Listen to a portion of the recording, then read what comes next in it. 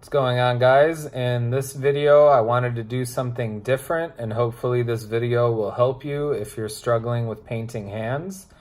I took this clip from my last studio session episode where I was working on my most recent piece, Stop Trying to Be God, so let's get into it.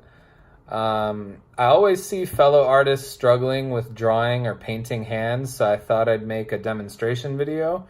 This isn't necessarily the right way, but it's the way I did it recently.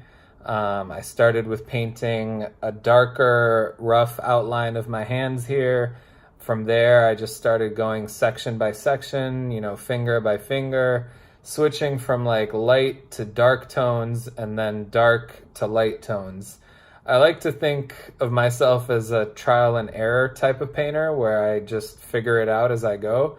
In this case, I found the best way to blend was to lay my light color and lay my dark color with flat brushes and then blend together by dabbing around, by dabbing a round brush basically along that line, along the line that separated like the dark from the light.